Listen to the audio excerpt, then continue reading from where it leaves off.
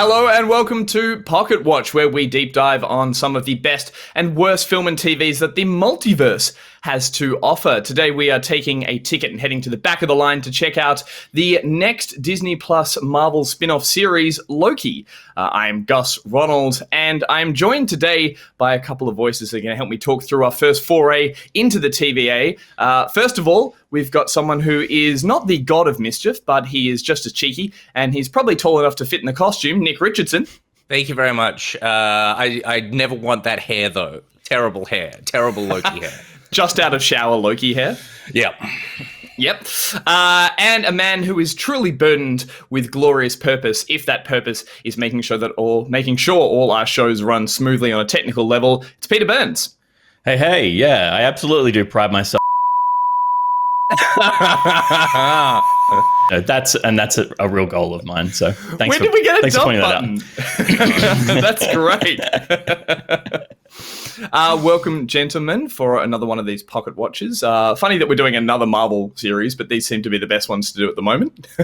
It is, and if we do anything else, we'll have to change that line at the top, which is still there from WandaVision, which was worst film and TV of the multiverse.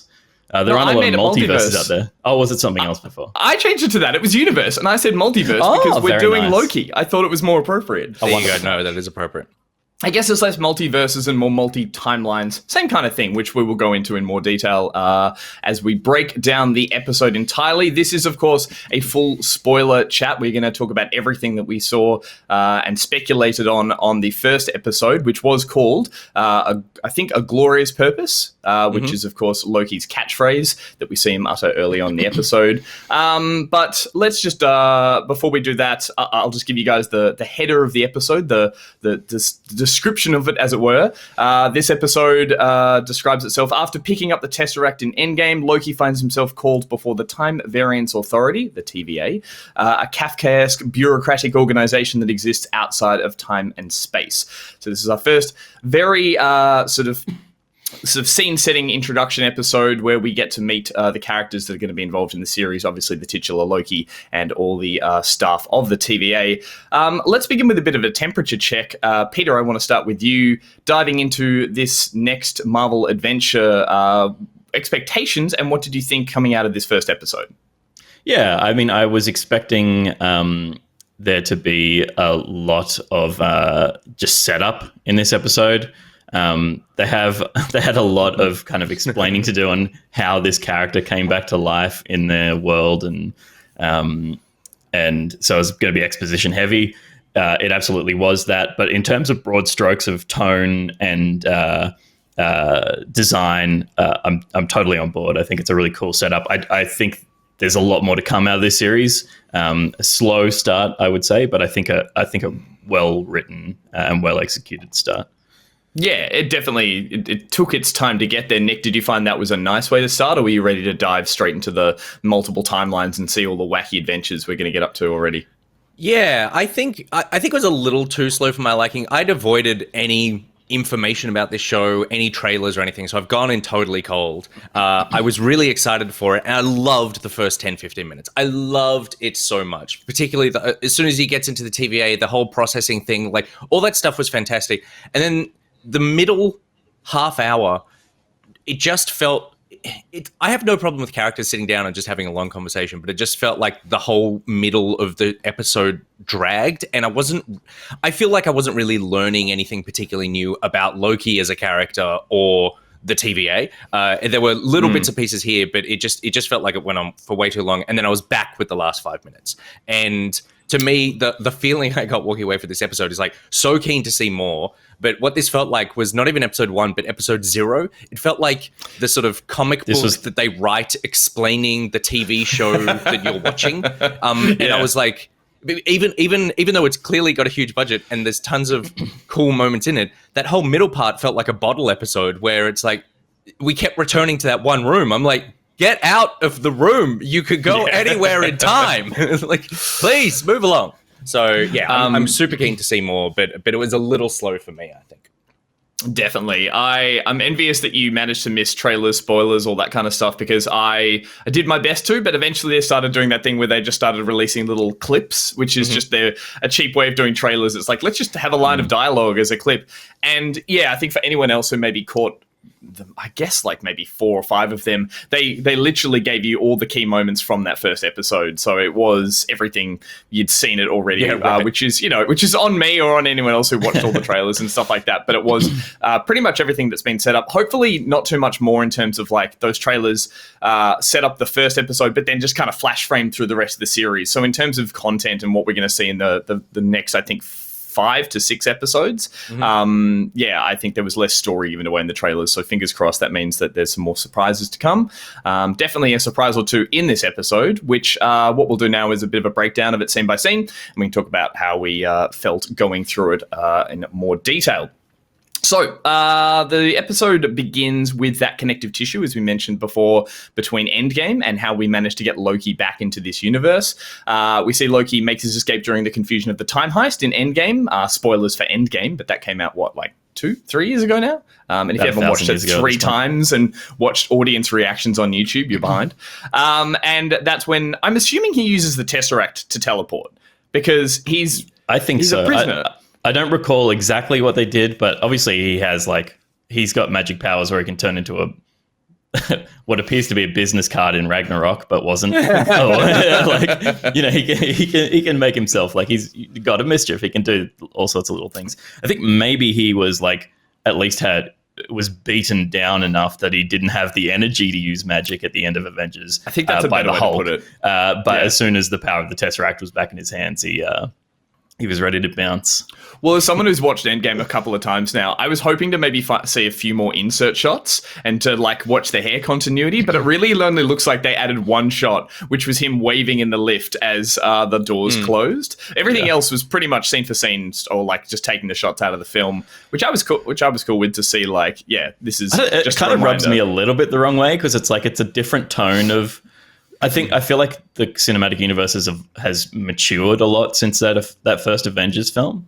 And I think it's probably just a tone thing. It's it's stepping away from Joss Whedon style filmmaking and into, maybe it's not just Joss Whedon, but it's it does feel like the characters matured a lot, and because they've been through a lot more. And to go back and see Tony Stark be just a shit, he's just a shit dude. Totally. It's disappointing that's now the last thing I've seen Tony Stark alive as is the dickhead Tony Stark. I mean, that made up a majority of his character, I guess, but totally, you're right. Totally. That did all take a bit of a journey.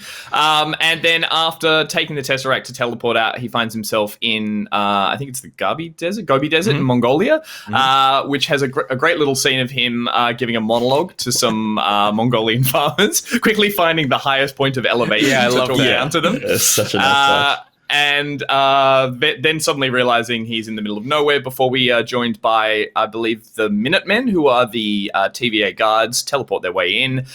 They very quickly subdue Loki with a bit of timey-wimey weapon-based sort of powers, whatever they have, and then capturing him and resetting that area of the timeline created by the variants. So a lot to take in that first little moment, but obviously, we play catch up later in the episode. And our introduction to the Minutemen, Nick, do you know any of these characters, or because I think this is a comic-based thing? This is where we needed Will. Yeah, totally. I was vaguely aware of this sort of stuff, so I kind of knew what was happening in the broader sense. I was not expecting it to happen this quickly. I thought that because it's kind of he disappears, he appears in the desert, he gives one speech of a monologue, and then he's arrested. And I was expecting him to be arrested 2/3 of the way through this episode, where he would be off doing something and starting to cause some havoc that then gets stopped, but then they're like, nope, you're done now. You had literally 30 seconds of freedom. And I guess they have the foresight to get in at the time to stop him early, because they can. It would be weird if they didn't. That would be a massive plot hole. So yeah, I liked it. I like and we'll see it later on. But as soon as they walked out, I was like, I love this look. I love this sort of retro 60s inspired soldier look, which in my head is because that's kind of when they got founded, and then they've just, or they could pick a look from any period of time. So they've gone, we're just going to pick the coolest look. Someone just played Fallout recently and was like, you know what I like? Totally. That's a cool theory to be like, we get to pick a look for this whole entire like universe or whatever lives in between time and space. And someone's like, I really love like Art Deco brutalist kind of like orange. And they're like, cool, go with it for the whole world. I also really love that little moment there where after giving that speech and seeing the more important people turn up, he just goes, never mind, and jumps off the rock. As this kind of like, he's always looking for the best audience for him to deliver it to. And he's like, oh, you're not important anymore, which was cute. And there's lots of those little cute moments throughout it, which is nice to see some comedy in this.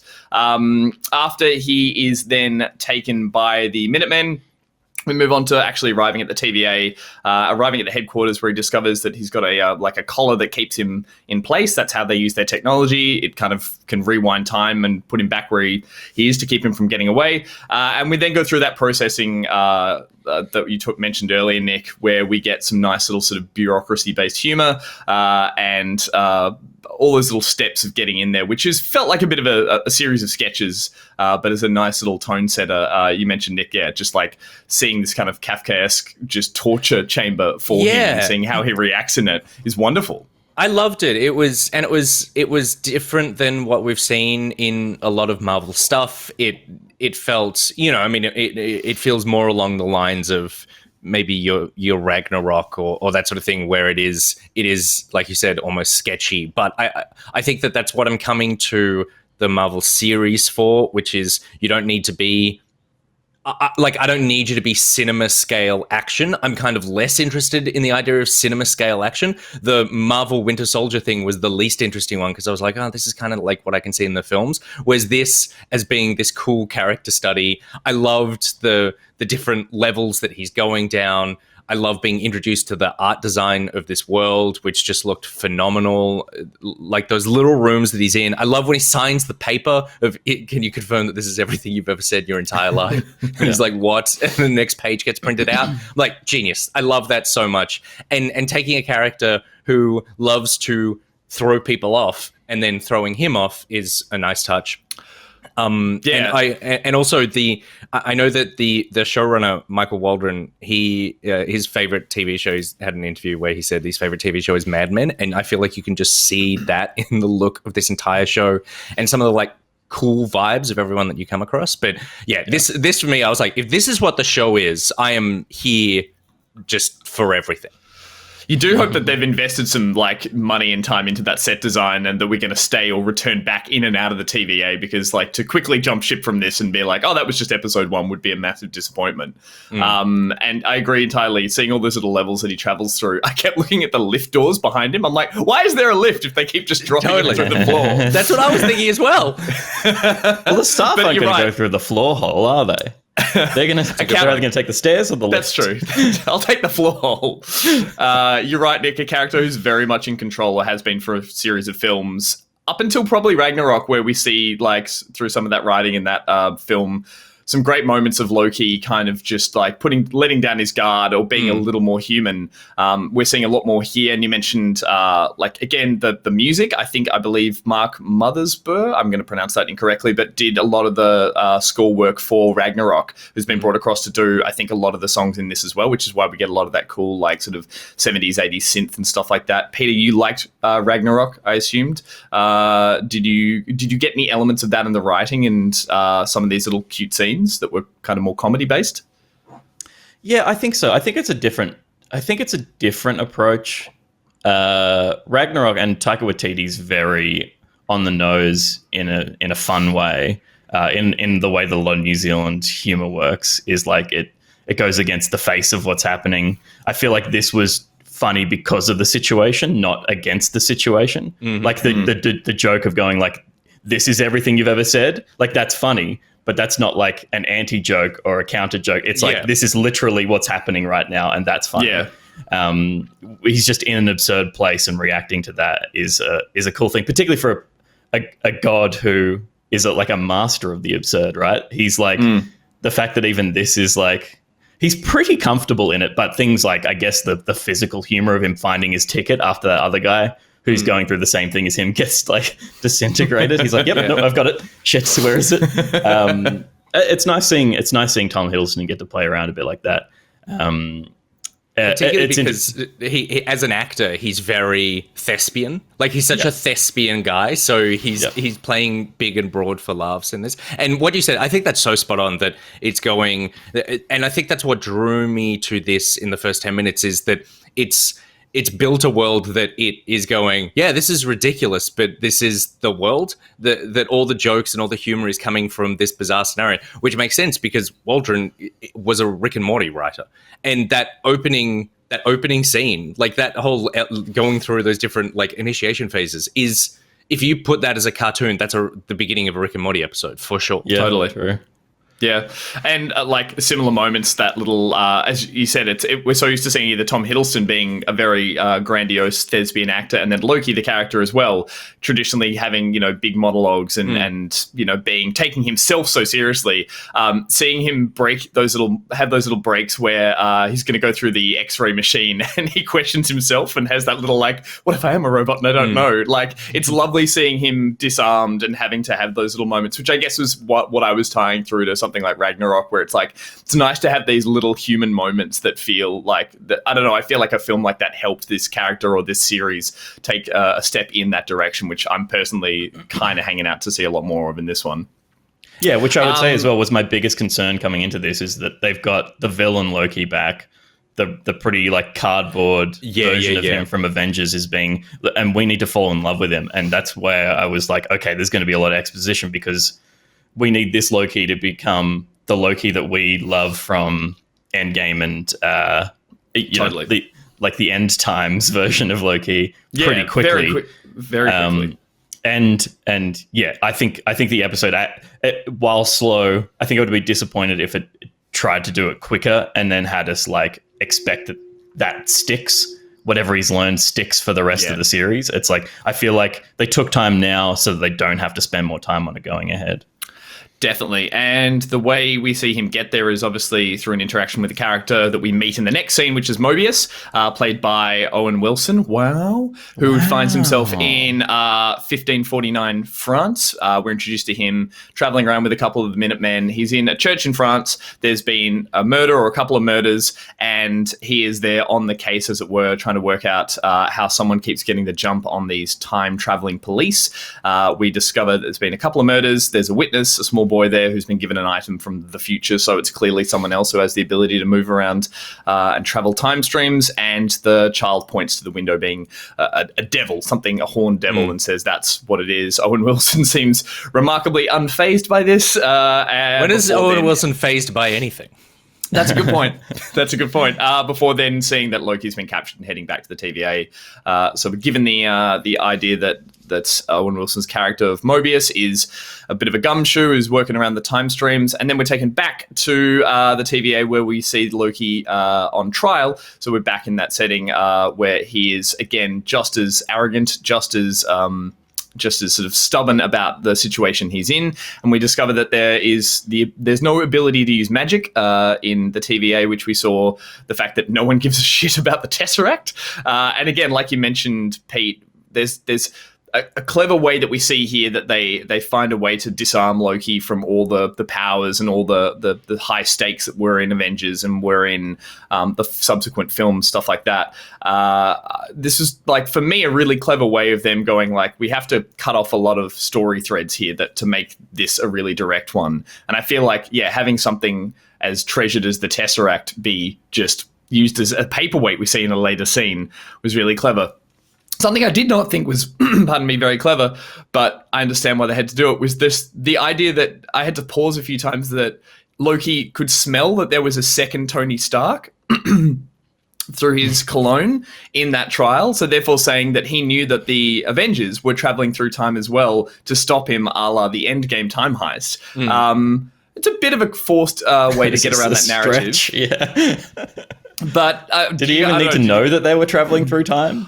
Like, he just uses it as a defense. He's like, go after the Avengers. And, well, I think he needed to say that so they could go, well, the Avengers have done nothing out of sync with what should happen. Yeah, And it's like, okay, so they're playing with the timeline doesn't mean anything because it was meant to happen, but he wasn't meant to get the Tesseract for some reason, even though they were meant to be there and drop that and do all the rest of the stuff. It's like, this is where time travel shit falls apart, because it really is a massive plot hole, but who cares? Yeah, I was confused by that. I didn't care about the smell. You could smell Tony Stark's cologne, like 2 of them or whatever. I assumed that he kind of knew what was going on because he's a god and he's magic and whatever. But yeah, at that point where they were like, the Avengers were supposed to do that, I'm like, well, what part went wrong then? I don't know. At some point, I think it felt like, not that it needs this because it's not important, like time travel, sure, I'm just going to buy into it. But it felt like it needed something where you see he could have made a different decision and then didn't, or something that shows like where the timeline went off in some way, or it glitched out or something. Because I was a bit like, well, then why? Like, I was on his side, and if I was at that trial, I'd be like, Your Honor, I call for a mistrial. This is some real bullshit. Well, as we saw earlier, and something we just we did skip over was, while Loki was in the queue of the TVA, we met Miss Minute, who is the kind of like the Pip-Boy mascot of the TVA, who gives a breakdown in a very cute, very charming cartoon kind of instructional video saying how the whole system of the timelines work. And Pete, you mentioned, it's like time travel, it can just sometimes just be a thing that you go, I'm done, I don't want to pay attention to it. But we did see that Endgame really cleverly I think they had a moment in that film where they're like, look, just don't overthink it, just have fun. And you're like, that is actually a really helpful way to enjoy something. Here we saw basically a breakdown saying that at one point there was a time war, a lot of different timelines that were all diverging. But has it happened yet? Good question. Don't do this yet. Don't do this yet. We've got at least 5 more of these episodes to go. It's this weird.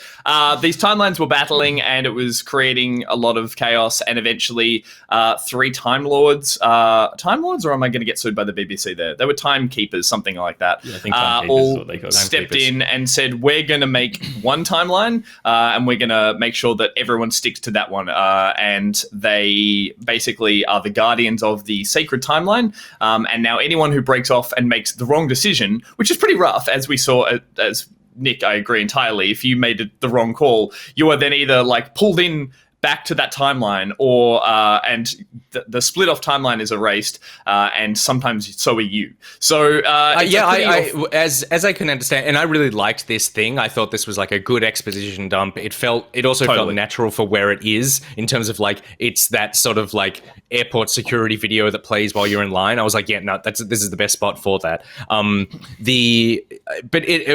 impression I got is everyone who breaks off from a timeline is then imprisoned and probably erased, because you can't get put back into it.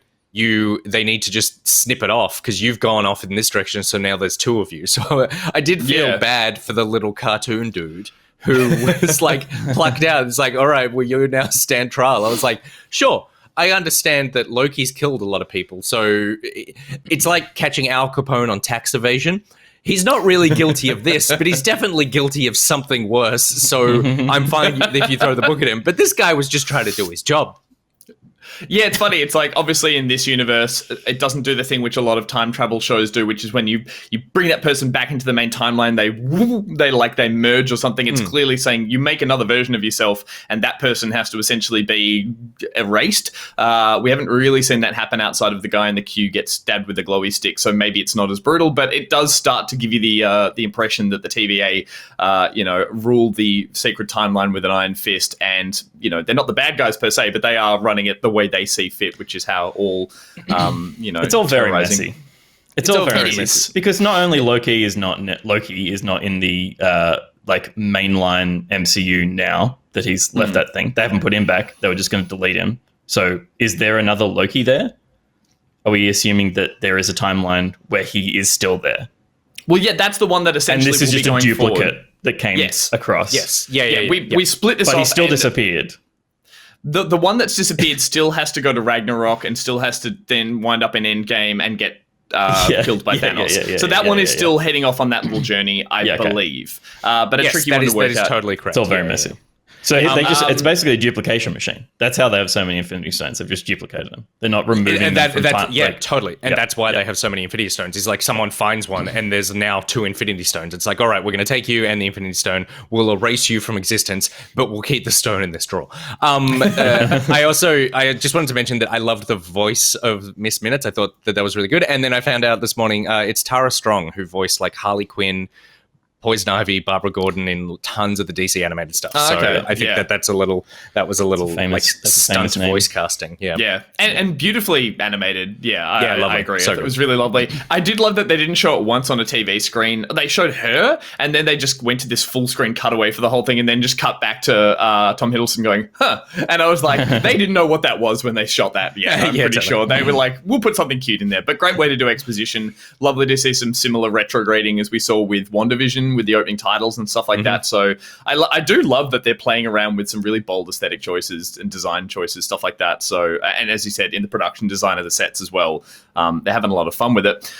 We see that more as we head into Mobius's office. He takes Loki in for a bit of an interrogation. Sorry, just before we get to that. Please. Yeah. Because we kind of we mentioned but skipped over. I loved the trial I loved her where she the actress's name is I think it's I'm going to mispronounce this. Gugu Mapatha Raw. I've definitely mispronounced that, so I'm sorry. But I just loved how she was like, how are you not getting this? Like, this is so, she's so just done. Like, she would be facing so many of these trials, and it's just like, keep up. I need to erase you from existence. Like, why are you not just like making my day easy? And I was just like, I was so there for the energy that whole scene was putting out. I thought it was super cool. I thought that was the weakest thing to me because I was like, why would Loki is the prime example of he didn't even really know he was cheating time. Yeah, he didn't build a time machine. He just teleported. Totally, so it's like, but I think that he doesn't know why he's on. It was just a stupid arbitrary thing. It's like, because this doesn't mean anything. They're just going to zap him anyway. Like, they just murder everyone who comes through. What's the point? But that's what I thought. More exposition. That's why I liked it. I thought it was like the TVA, with the exception of Owen Wilson, the TVA is just this faceless bureaucracy that go through the steps, but you are helpless. And so that's what I felt from this. Is she's like, that's why she was so exasperated the whole time, because she's like, I'm going to kill you. I just need you to say the words that I can legally now kill you. I'm with Nick. There's some nice little like sort of Hitchhiker's Guide-esque moments where it's like, this bumbling bureaucracy is just charging forward without anyone actually being like, why am I here? What's going on? And they're like, that's kind of the torture of the whole thing as well. So, a cute little bit of flirtation at the end of it from Owen Wilson as he steps in. So between those two characters. So I hope I'm with you, Nick. I hope that character, I hope we see more of the TVA. As I said, I hope it's not a stepping stone just to get into the weird and wacky stuff later on. But moving from there into Mobius's office or interrogation room, where he proceeds to it's less of an interrogation and more of a scene where he kind of wants to it's therapy.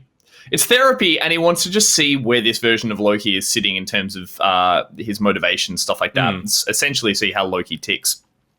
And as you said, Pete, a lot of work has to be done to very quickly pivot the Loki that was at the end of the Avengers, who was a bad guy. Like, I went and watched Avengers again recently. It's like, he's the villain, and he's killing people, and stabbing and smiling. He stabs Agent Coulson in the back. Like, he's not the charming half-brother from Ragnarok that we see stepped in to do something heroic near the end. So this is, I think, a scene that's really clever. It's clever enough in the sense that they have to do a lot of work very quickly. And so we see Mobius basically show Loki a bunch of scenes from the films and how his life plays out. But he's essentially asking him, he's like, do you like killing people? Do you like being a megalomaniac, all this kind of stuff, using his little device. And this is before we start like ping-ponging in and out of the room again, which we'll cover in a bit. But I thought this was rather effective. I mean, anytime you have to be shown actual footage from films, even as a memory, I find it a bit cringe. It's like watching CCT footage in films where it's actually like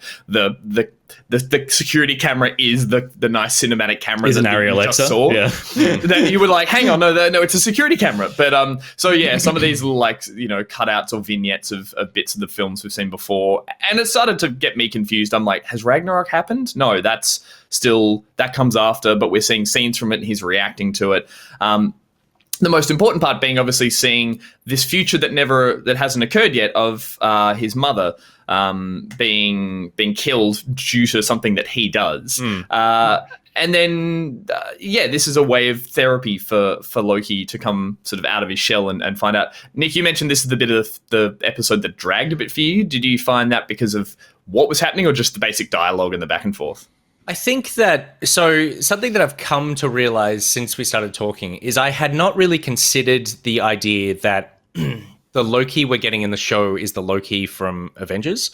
I hadn't really just thought of that, and in terms of what kind of character he was then as compared to the character that he is in like Ragnarok or something, right? So I think that that's what it is that this scene, for someone who is just watching this show and or like me, who has watched all the Marvel stuff, but it hasn't. I'm not thinking too much about it all the time.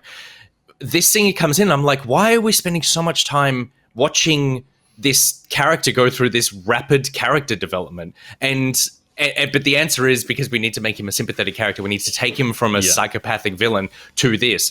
But I think that, I guess my issue with that is that's very much like that's a meta thing. That's okay. If you know all this other stuff, and because of all the other pieces, that's something that only exists because of all the other pieces of content that have been made. And that I feel like is always the parts of the Marvel stuff where I'm the least interested, when it's going, all this other stuff exists and we need to speak to all of it in order for this to make sense. Because this scene, this therapy thing, while I like the idea and it's cool, it just felt like it went on for too long, and it became, even in later scenes, like he goes away, he comes back, he goes away, he comes back, that whole therapy thing is the middle 20 minutes of the show, and it's doing the work to make him into the character that everyone knows now. But I'm kind of like, yeah, I guess you have to do that, but that only is because there's 40 films that exist outside of this TV show that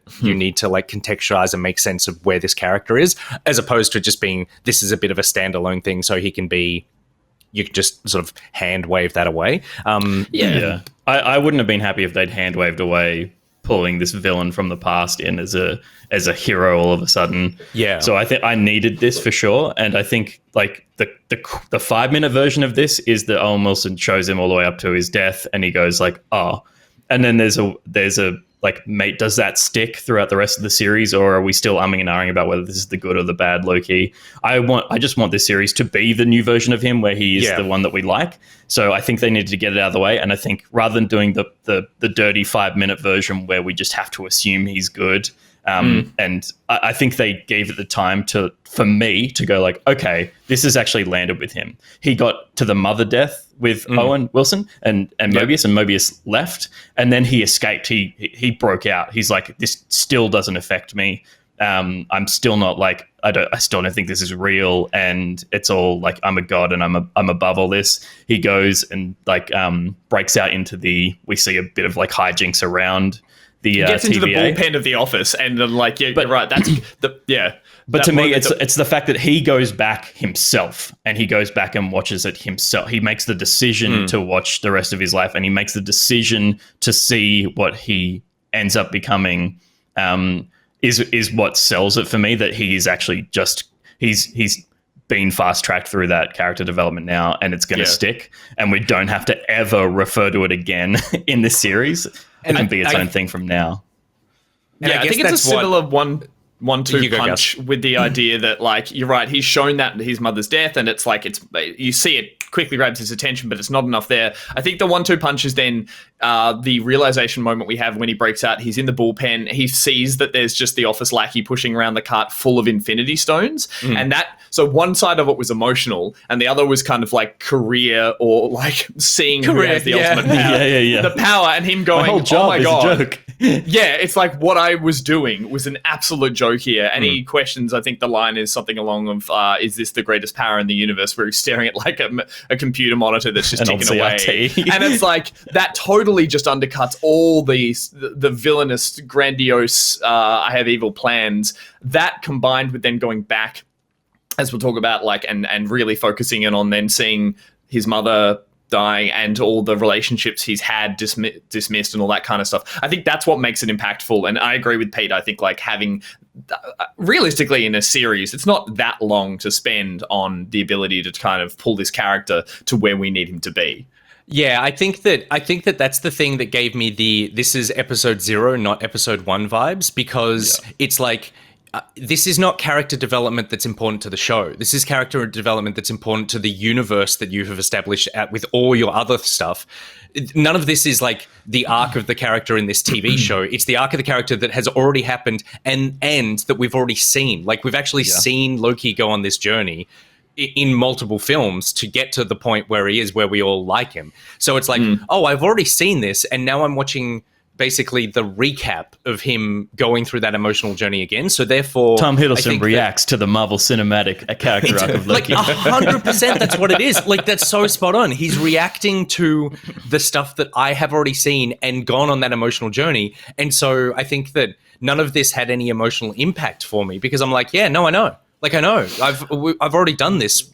Like, he's already done this, and now he needs to do it again. And I think that that's like, I get that there's potentially not a way around it. I guess that I was thinking about it last night of like, what would I do to make this more interesting? And I think I would probably make it like, he is in the TVA and the first episode is him trying to break out. And while that is what's happening, it's only like little bits, but I kind of would have spread all this out over the course of like him on a wave of like time, hijinks, fun, destruction, breakout over the course of the whole episode. And every time he and Owen Wilson is like chasing him, and every time he interacts with him, he's like giving him bits of like, this is why this is important or something. Just something that like adds something for me to watch as someone who's like, I've already been on this emotional journey. So now like I want to experience something else. So yeah, I think that's it. I will say 2 things. One, I love the fact that Owen Wilson's name is Agent Mobius, and Mobius, of course, is that infinite loop thing.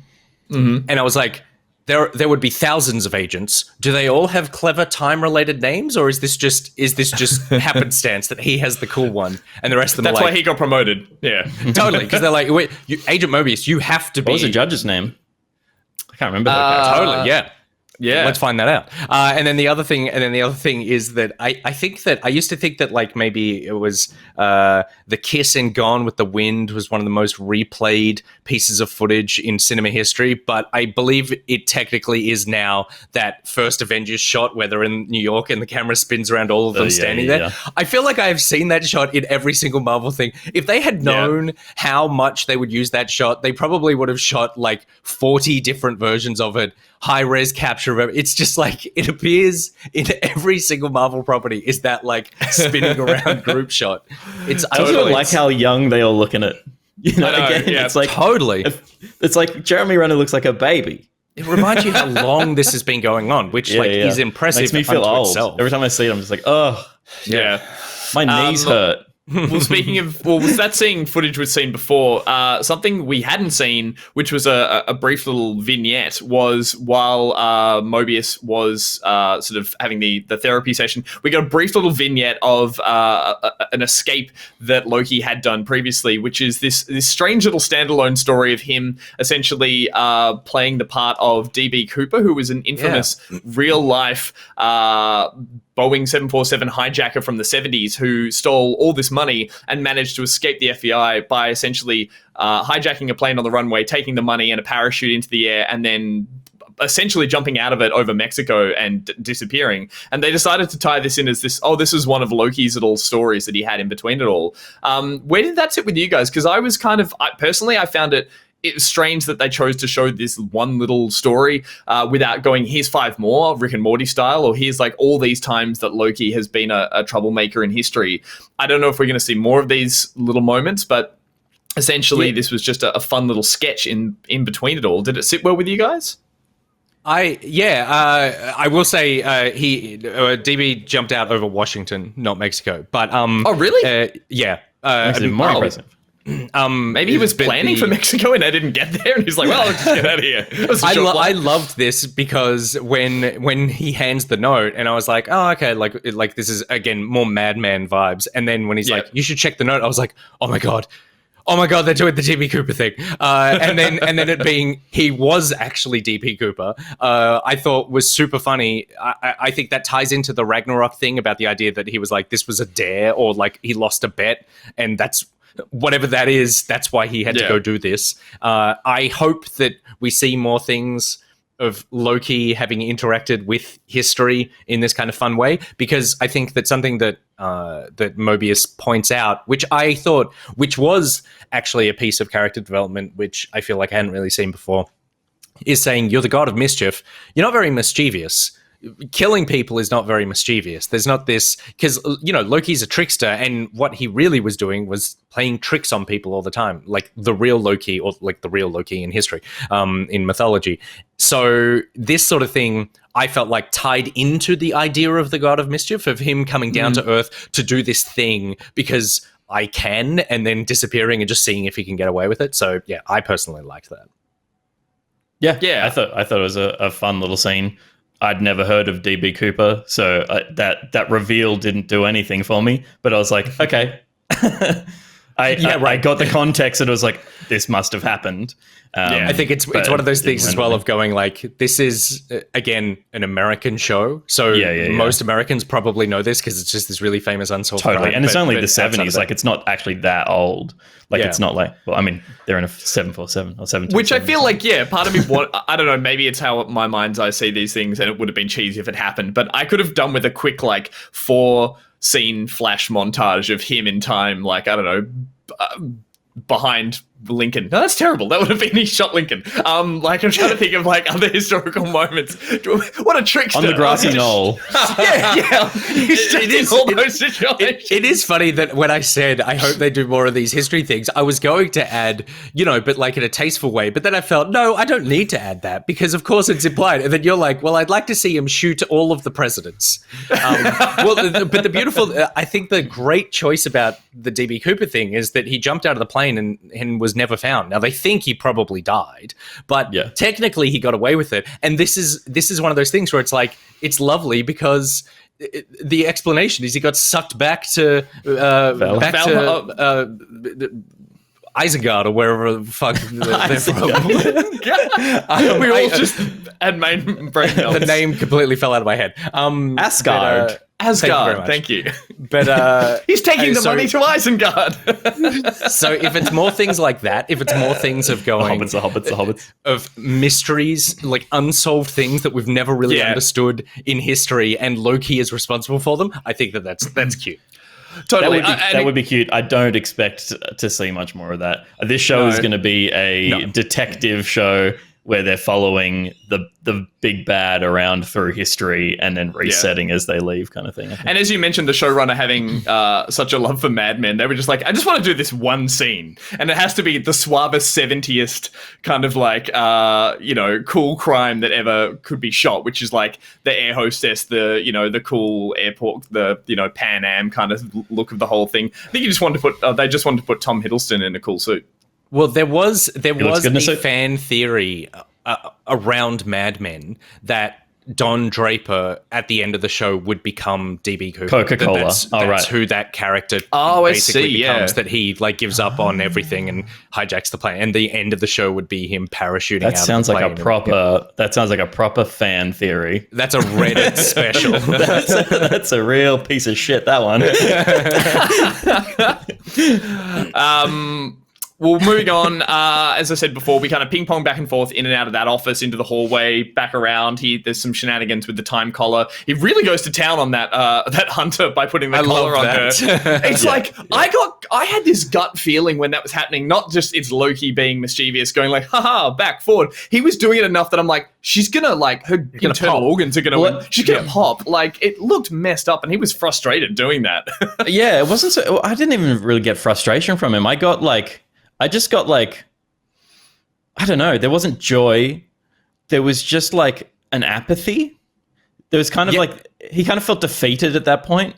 That was kind of where he was like he was at that breaking point of going like this is the reality I'm in, and almost like just toying with this mortal was just like the last time we'll see him like just the whim of a god being he's getting vicious. his last little bit of bad out, I think, just being like, because then we do see, fortunately we see that she's fine. I don't know how. It was frustrating to watch in the way that she was just trying to get a sentence out and being rewound every time. She's like, stop it. I was like, oh, stop it. But of course she's fine. She just gets, teleported back in. She was trying to kill him.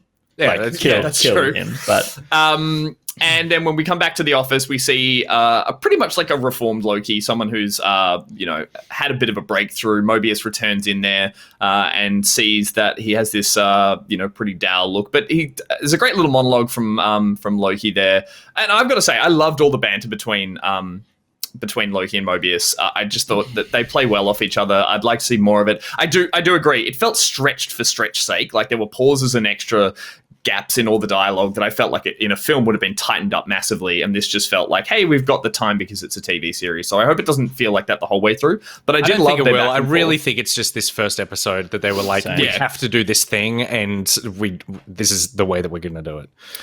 And then we see that Loki, as I said, it's kind of like he turns and he comes around to that kind of like lovable scamp hero version by being broken down to his his core. He says he confesses he doesn't like hurting people, which Mobius asked him earlier, and we get a line from him saying that it's all been a trick, an illusion, the cruel elaborate trick conjured by the weak to inspire fear. So it's like his armor's off and he's like I'm all show. I'm no actual I'm not actually anyone who's doing anything substantial in the universe. And so that's probably the perfect time for then Mobius to recruit him of sorts, because he's been offering him a bit of an olive branch the whole way through. And that's what's going to lead to, I feel like, them working together in some form or another for the rest of the series. So it's a pivotal moment, but it's where we were going the whole episode. And I was convinced. I felt like it was a nice little moment, and I don't feel like it's contrived that we're getting Loki joining the TVA, which is what I assume is going to happen in the next episode. It's just it's perfect casting of Owen Wilson as well. He's always good because he's I don't think he's a particularly good actor in terms of like inhabiting someone else's character, but because he always is at his finest when he is the odd thing out. Yeah, he's like Midnight in Paris. You cast him for his vibe, not for him disappearing into a character. You cast him for he's constantly surprised by what's happening around him, and that's perfect for the TVA who feel disconnected from reality in a way. He's just floating around as his own entity. Yeah. So I really enjoyed particularly that little interaction, which we're all meant to enjoy, which was like, "You're really smart, aren't you?" And he's like, "Yeah," and he's like, "Okay." Yeah. Yeah. Like, you're right. Having that somewhat little kind of like surfy stoner vibe, I guess not stoner, but like having that kind of like I'm not fazed by anything, it works really well for the TVA, because it is this like very insane setup of like we're going to see some pretty surreal moments in time and some weird sort of circumstances. And I think having him just kind of like, he's going to walk in with his hands in his pockets after all the shit's gone down and be like, all right, let's move on. And you're going to be like, he's just so calm and cool. And it's like, well, you're right. It's that nice vibe as well of someone who is got unbelievable power and authority, who's super chilled and laid back and feels like he just wants to help you, but also that he could make you literally disappear from the universe, and that's a nice energy that he's got. Like, he's got a massive amount of authority as a character, but he's also very understated and laid back. He's a good vibe. And a cool line from him earlier, he mentions that he's is specifically in charge of taking care of the really dangerous variants. Variants are what are referred to as like things that step out of the timeline. And Loki's like, oh, like me. And he's like, no, the dangerous ones. Like, you're just a walk in the park kind of thing. He said, you're a pussycat. It's like, so he's like, I loved that. And what's even nicer as well, like fun little fact, is the character of Mobius in the comic books was based off a Marvel editor who was in charge of continuity, who was like a senior editor. So it was like he was the guy in charge of like writing in and out characters. So that's who he was originally based off, which I thought was pretty cute. Yeah. And then rounding out the episode, we get a little sort of teaser of what's to come in the future, because obviously Mobius's line at the end of that, spoilers if you're this far into the episode or podcast and haven't realized, where he mentions that the big bad they are chasing is Loki himself, another version of Loki. Again, trying to piece that together. Not sure if we have enough information to work out how that's happening, but I'm sure that will be given to us at some stage, because we're then taken to Oklahoma in the 1858, where we see another group of Minutemen turn up.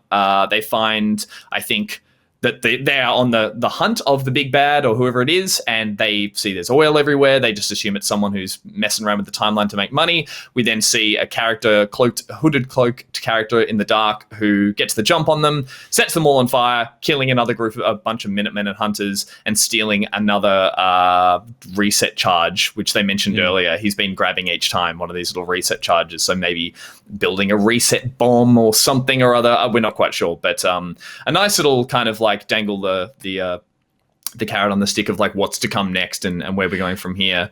And do we think that's Loki? Like, I mean, it's weird that they explicitly say it is. But they said that in the previous scene. Yeah, and also we don't see it. Like, we just see a cloaked figure, and that could totally be them just going, we want to leave some mystery in here or whatever. But there is a chance that he's not hunting himself, and that instead he's hunting, Thor. There's your twist. Yeah. He's hunting Don. What if it's Don Draper? There's a like, that sequence in France in 1500s. That demon on the wall is a horned figure in a full green garb. Like, even from there, it's like suggesting that Loki is this devil that's running around. Which, of course, Loki is in mythology a demon that runs around and fucks shit up, because all of those Norse gods were shit. I think the one thing that I was thinking about at the end of going, oh, it's cool that he's like hunting himself.